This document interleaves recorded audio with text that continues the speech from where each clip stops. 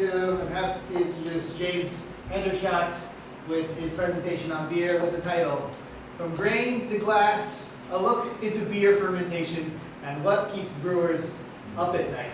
All right, James, take it away. All right. Well, first of all, thank you all for attending this, and thank you to Ray for inviting me to it. And let's get started. All right. So I used to be a home brewer in Taiwan. I was living in southern Taiwan at the time. I was living in the city of Kaohsiung, which is Takao in Japanese. And in southern Taiwan, it's still very common for 3 generations to live in a house or in an apartment together. So the kitchens are quite large in southern Taiwan. So basically what I did, I turned my kitchen into a brew space. And at the time, I was working part-time, and I was brewing on average twice a week for about a year at the time. Got a label, sold a little. Is it legal? It is legal. It is in Taiwan, home brewing is legal. That's a difference between Japan and Taiwan. In Japan, it's more of a gray zone, but in Taiwan, it's fully legal. So there is more infrastructure to home brewing in Taiwan compared to Japan. Okay, moving forward. I decided after that time period that I wanted to go back to the United States and get more education and get more official with my brewing. So I attended Central Washington University, which is located in Ellensburg, Washington, which is near to a city known as Yakima.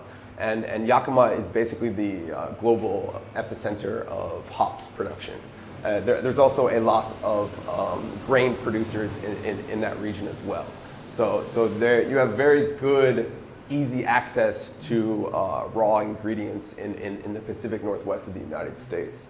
So yeah, at that time, I was also working for Elysian, which is this picture right here.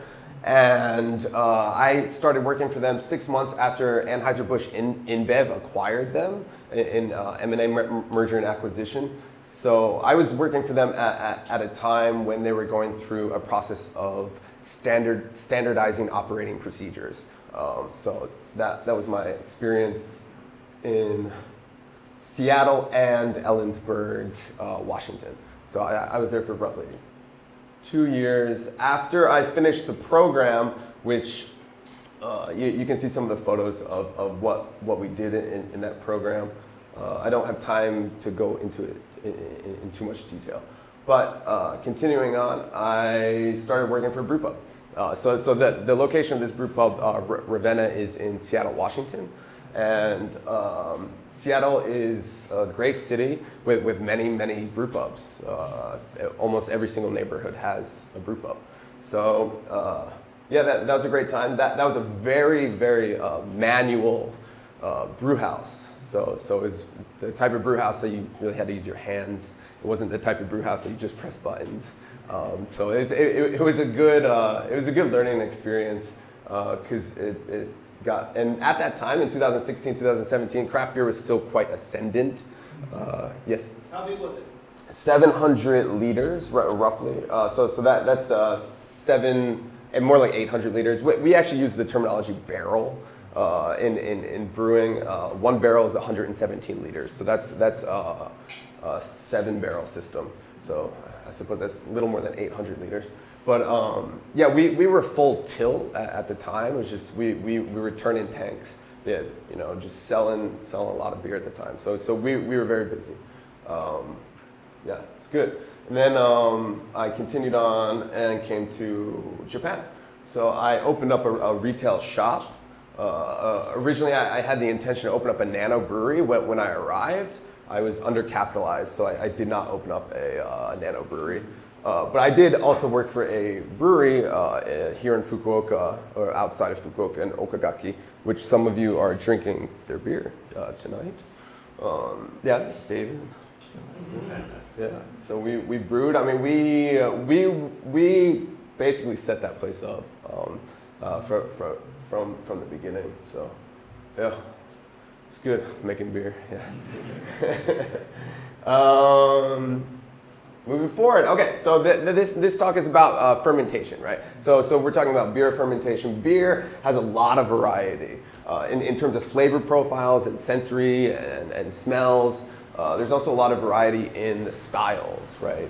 Generally, people categorize beer into a lager or an ale. Lager is a cooler fermentation temperature, and ale is a warmer fermentation temperature. That's generally how there are some styles of beer that are outside that category of ale or lager, like a wild beer, for example. But yeah, so the question is, if we have all these styles with all this sensory and all these different aromas and smells and we only have 4 ingredients, like how is that possible? Well, the truth of the matter is barley, yeast, hops, and water, which are the 4 main ingredients. There are hundreds of kinds of malted barley, hundreds of strains of yeast, hundreds of types of hops, and many different water profiles that you can have. So in that sense, that's why you have such a high degree of variability for that. So adjuncts, additional grains such as rice, rye, wheat, corn, but generally speaking, the main sugar source is barley. Malted barley. Continuing. These are just some relevant concepts for beer. You know, malted barley is a starch, and yeast is good at fermenting glucose. Right? This is glucose right here. But how do we get glucose from a polysaccharide, from a long chain sugar? Right? How do we break it down? And it's through the use of enzymes. Proteins that act as biological catalysts by accelerating chemical reactions. The most important enzymes for beer production are maltase, alpha amylase, and beta amylase. Basically, through the process of hydrolysis, these enzymes will unbind sugars, right? So this is an example of maltose and maltase. As you can see the spelling, maltase is the enzyme that's in yeast that can take maltose and separate it so that it can then ferment the 2 glucose, because the yeast ferments glucose. We have other sugars. We have 3 glucose together, which is the maltotriose, sucrose as well, which is a glucose and a fructose combined, and then we have amylose, which is long chain sugars, starch essentially, right? The saccharides, the sugars that we care about most in brewing, are glucose, sucrose, maltose, maltotriose, and the actual long chain, which I did bring some malted barley for you to see. So it basically inside this is a long chain sugar. Okay, the amylose and this one too. Okay. This is kind of an important point here. Maltsters and brewers. Maltsters malt and brewers brew, right? So maltsters are making this malted barley. Brewers don't do that in modern times, generally speaking. That's something that you would find in more like traditional agricultural communities. But in modern times, malted barley is a commodity that you buy, and then brewers, yes? Sorry, what's the difference between barley and malted barley? So we're going to go into the process of malting in a moment. Yeah. So yeah, hundreds of commercial malt varieties exist, divided into base malts, specialty malts, and roasted malts. Sorry, it's kind of difficult to see that. So yeah, base malt is your sugar source. There's not a whole lot of variety to base malts, right? But there's a ton of variety to specialty malts and roasted malts. But specialty malts and roasted malts are not your sugar source, right? The sugar source are the base malts. We'll go into the malting process. Oh, thank you. It's a little tricky now, but... All right, what is malted barley? The question, right? So the malting process consists of 4 stages, which are steeping, germination, kilning, and roasting, right? So basically, you're gonna trick this grain to think that it's going to grow into a plant, right? So you're going to steep it in water. It's going to cause germination, and this will start to come out, and it thinks that it's going to grow into a new plant. But what the maltster does is they terminate that process. So it's that they terminate the process through kilning. So kilning is the process of applying heated air to it to stop the growth. What this does is it creates your base malts. The kilning inactivates the enzymes in the malt to be used later in a mash. The two enzymes that you care most about in the malt are the alpha amylase and the beta amylase, because those are the ones that can take the long chain sugars and break it down, okay, for later the yeast to be able to ferment. Yes. Any questions? We good? Yeah, okay. Does that answer your question? That all beers have the majority of their malts as base malts. If you're gonna add a specialty malt, like a very dark malt like that, even for like a very dark stout, it's only about 5% or 10% of the total grain bill. The majority of the malts being used to make the beer are the base malts. That's your sugar source, yes. So the objective is to make enzymes, or is there other objectives of malting as well? The primary objective of malting is to have that to activate those enzymes and then kind of deactivate the enzymes through the process of kilning, because later we're going to have the enzymatic reaction in the mash. Okay, and continue on. One question. Yes. Sorry. Sorry. So if you go back, can you go back a slide? Oh shit.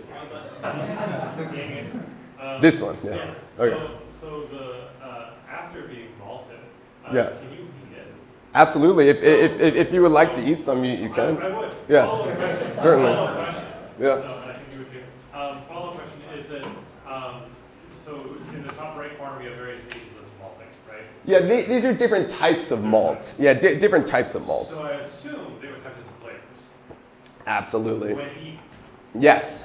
Would that tell you or give you a hint as to anything about the beer at the end stage? Certainly, like if you have a very roasted malt, it's not going to be very flavorful. Like if you eat that, it's going to be quite charcoaly in. But because it's only a small percentage of the total grain bill, it's not going to impart like that much charcoaly flavor to it, right? It would only ever be like 3% of the total grain bill or 5% of the total grain bill. So the flavor after being malted doesn't necessarily correlate to the end beer.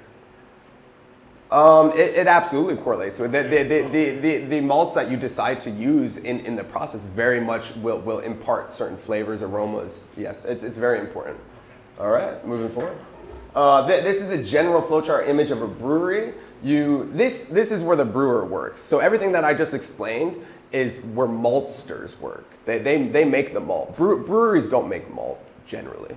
At the brewery, you would mill the grain, so you would crack the grain. This is going to allow water to access the grain inside of a mash tun. A mash tun is a very large vessel in which you do the process of mashing, which I'll explain shortly. This is just a very general flow chart. If you go into different breweries, there's going to be different flow charts. But yeah, so milling and then mashing is where the enzymatic reaction takes place. Okay, that's and yes. So could you just skip the malting process and crush your barley and just add enzyme in that process? I suppose you could. I mean, but we want to use the enzymes that are available in the malting process. 99% of breweries don't add enzymes to the mash. The enzymes come from the malted barley. And like I said, breweries don't malt. They purchase malt from maltsters. Okay. Boiling. So yeah, actually this mashing and lautering is combined for a lot of breweries into one single tank. Mashing is an enzymatic reaction that takes place that's going to break down those long chain sugars into short chain sugars. We'll see this image again, but I just want you to focus on mashing right now. Mashing, single step infusion. There's different types of mashing protocols. The most common type in modern times is a single step infusion mash. A single step means that you're not changing temperatures in the mash. The enzymatic reaction that takes place is the process of breaking down, right? It happens at a specific temperature, right? So the enzymes are activated at specific temperatures. So a brewer is very concerned about temperature, right? So they're looking at the temperature of the mash, So what is mashing? Mashing is a physical and enzymatic process which takes place in a mash tun. Set it and forget it. The grain bed itself will act as a filter. You'll do something which is called vorlaughing. And you'll take the sugar water, which is called wort, and you'll bring it down on top of the grain bed. And the grain bed itself will act as a filter. If you were not to do that, then your final product would be extremely hazy, which might be a good thing these days, but traditionally, we wouldn't be doing that. So yeah, during the mashing process, the alpha and beta amylases, which are from the malted barley, are reactivated at specific temperatures, right?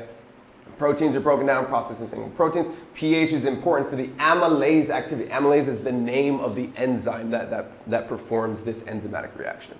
Okay. Moving forward, mashing creates the wort. Wort is what you call unfermented beer. It's sugar water, essentially. Loitering. So the malt is rinsed of remaining sugars.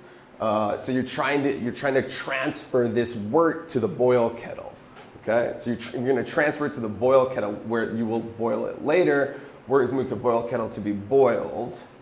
Okay. What are the enzymes here? This is very important. Alpha amylase, I'm using the analogy of alpha amylase being kung fu, okay?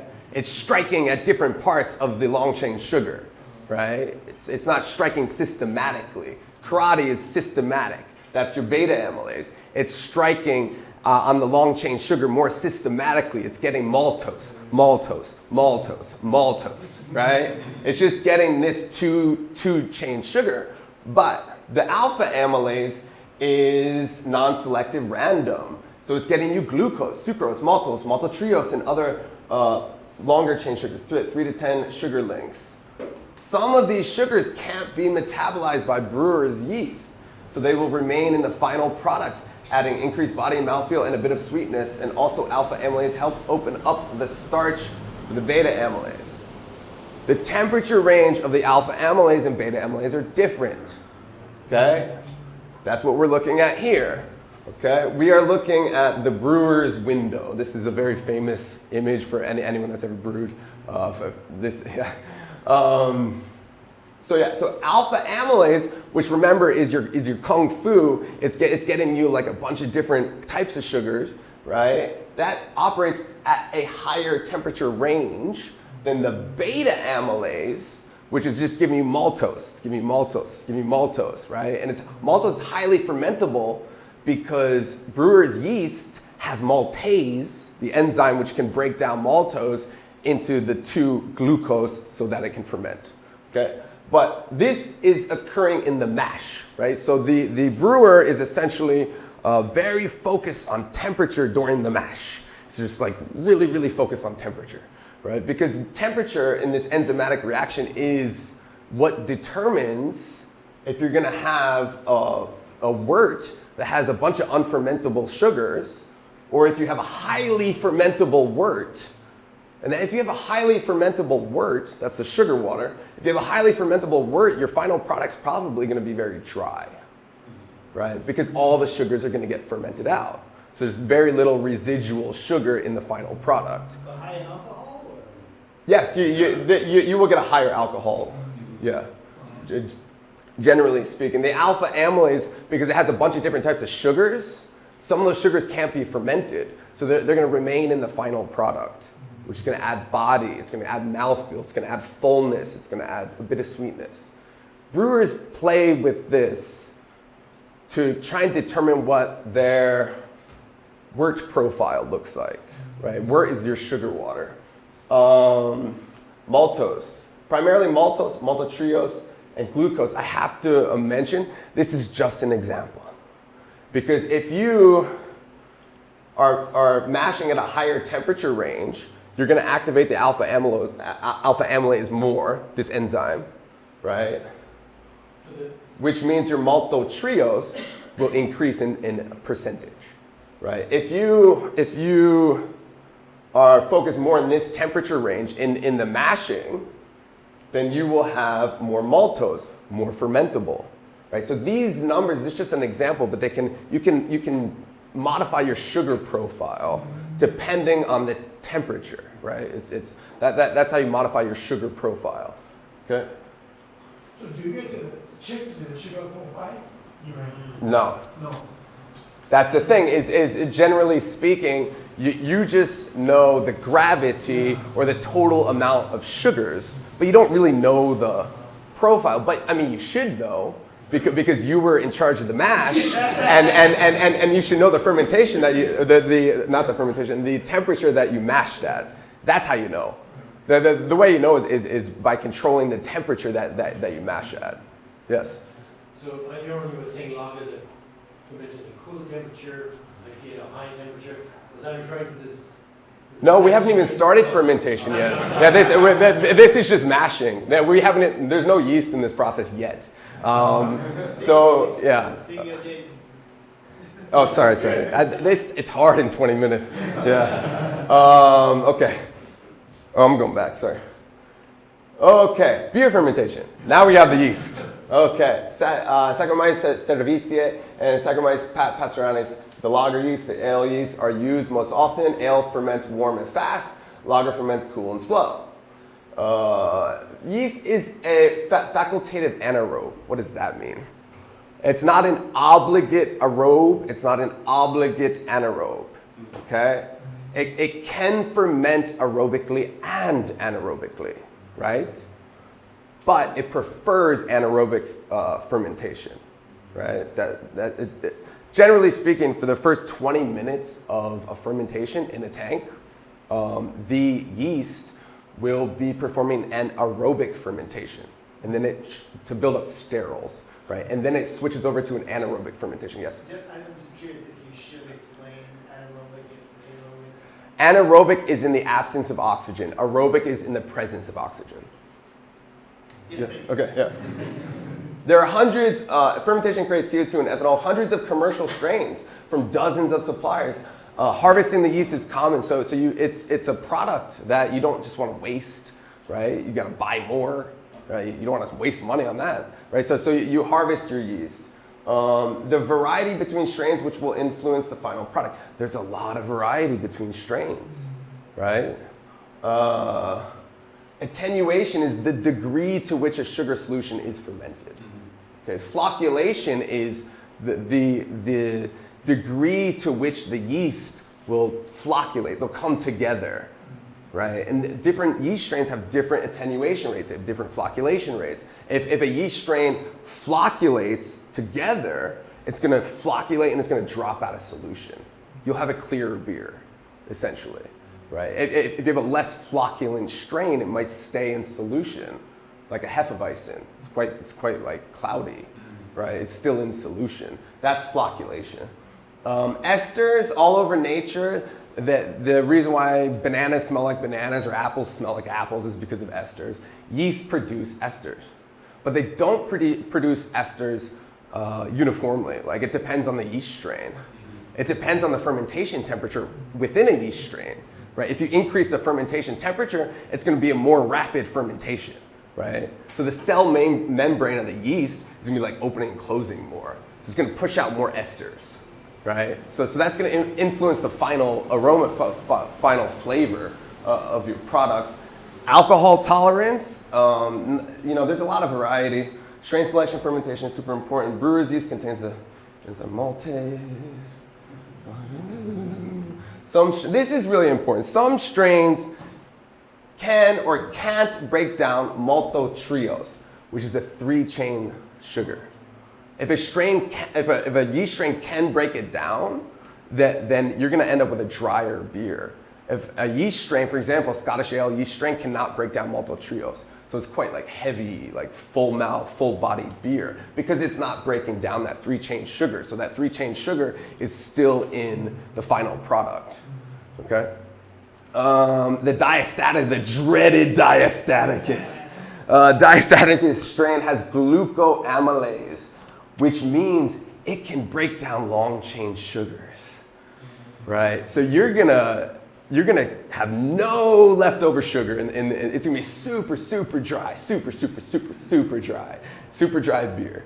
with the diastatic strain. Brewers avoid that unless they're going for it, like a saison. Like a saison is a diastatic strain, so it's very dry, because it can break down all the sugars. Other less common fermenters: Brettanomyces, Kveik, Lactobacillus, Pediococcus. I know this is a lot of information for you, sorry. This is a yeast strain. It just produces different flavors, different aromas. It's a yeast strain. It can ferment at a higher temperature than most yeast strains, so it ferments really fast.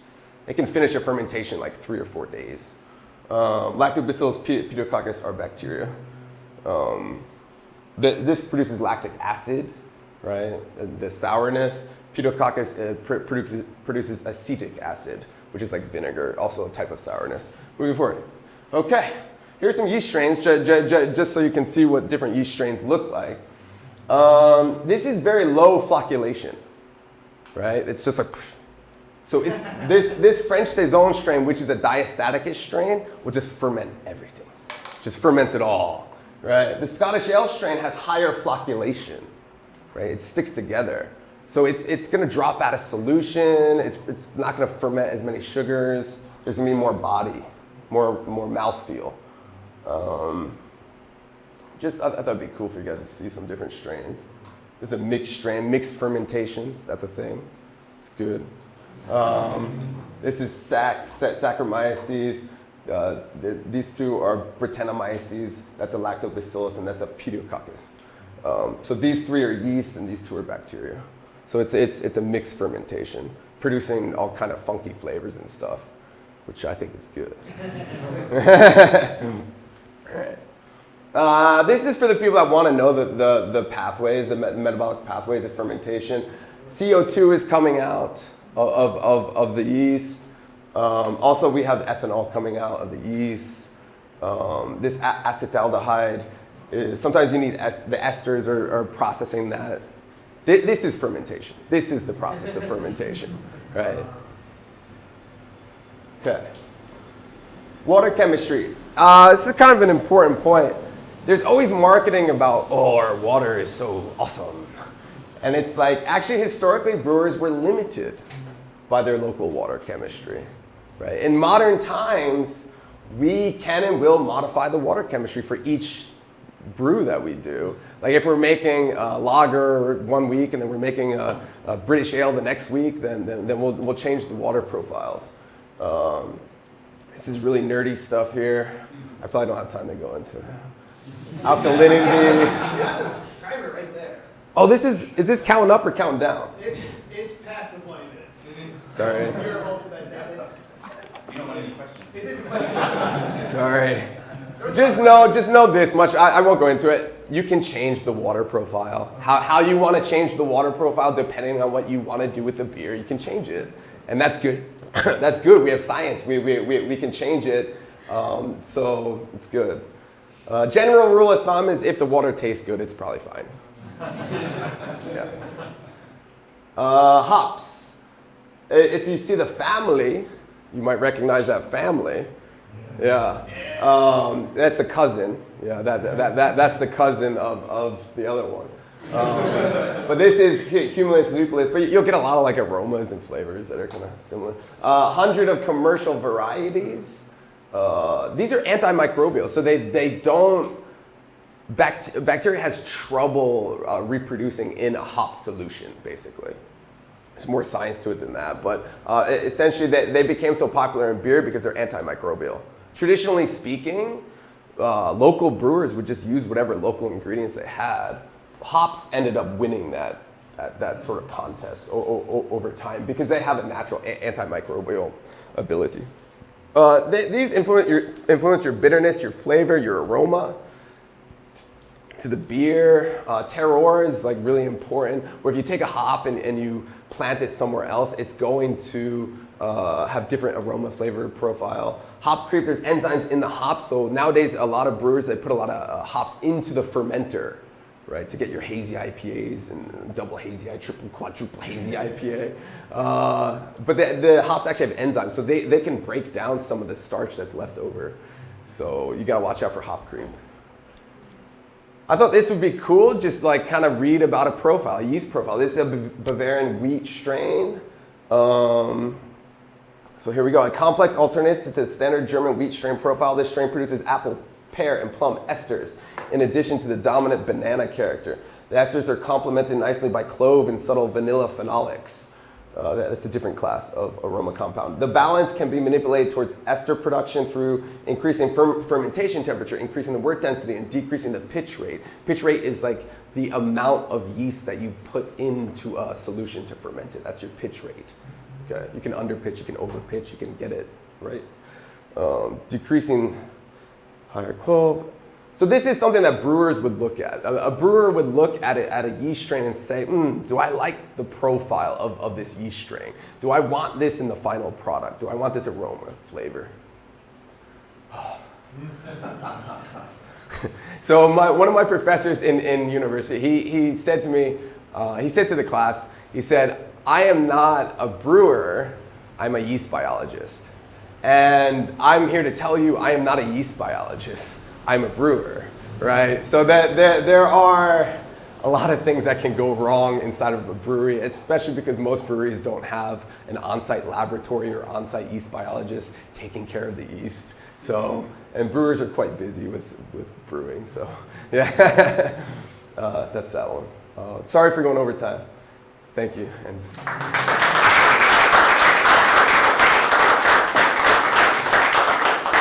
Thank you, James. Okay, I'm gonna only open up. We're actually Sorry.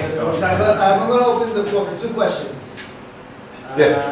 Me? Oh. Well, probably people who haven't asked questions during the presentation. Okay, fine, you too. Wait, go. So yeah, I'm just curious. So in whatever stage you add temperature, does it also, like, for example, can you like change the order you go in certain temperatures in order to change the fermentation process or the mash process, for example? Step mashing.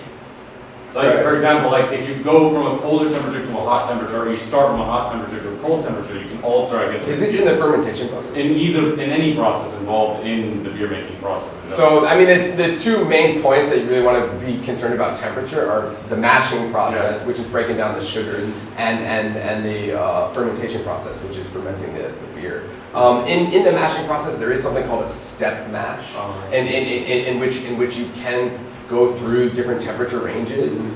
Step mashes were more traditional, like a few hundred years ago, when basically the malt, you kind of had to like get the malt enzymes to talk to you, to work a bit. But now it's like highly modified, so there's a ton of enzymes in the malt, so you don't really have to do step mashes anymore. So most people and most breweries just do a single step, single temperature infusion mash. That's the most common standard now.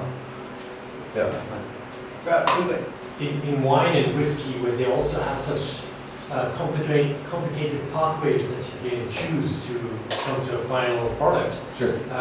You have people who actually take different kinds of whiskeys and different kinds of wines and remix them to give a new profile. Blending. Yeah, blending. Blending. Does that happen in beer? Absolutely, yeah. And even there are some breweries that focus on blending.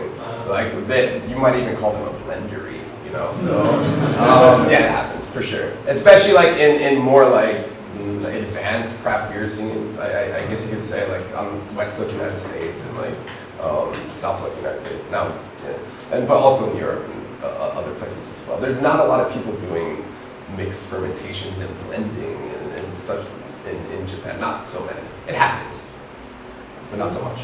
Far East do the blending thing? As I know, Far Yeast, they're unique in that they do a conditioning process where they put yeast into the can to produce a little bit of additional CO2 in the process, perhaps any oxygen that might have made it in during the canning process. So, but that's not common. In terms of blending, yeah, they have like a barrel aging program, and they have a blending program as well. But there are no commercial beers which are blended, which you could just buy off the shelf? There's thousands and thousands. Yeah, absolutely. Yeah. For example? There's a great brewery. It's on the tip of my tongue. Holy Mountain in Seattle, Washington. Oh, that's Holy nice. Mountain, yeah. Holy Mountain is a holy mountain. They're like one of the top, at the top of that kind of stuff. Yeah. If you ever go to Seattle, it's pretty cool. Yeah, for sure. If you go to his bottle shop, they got some. Yeah, I actually brought a blended alembic. Alembic is a blended. It's blended for 3 years. I have a blended beer here. If you'd like to try it. Alembic. Yeah. Yeah, we're gonna have to cut you off. Sorry. Thank you guys so much. Yeah.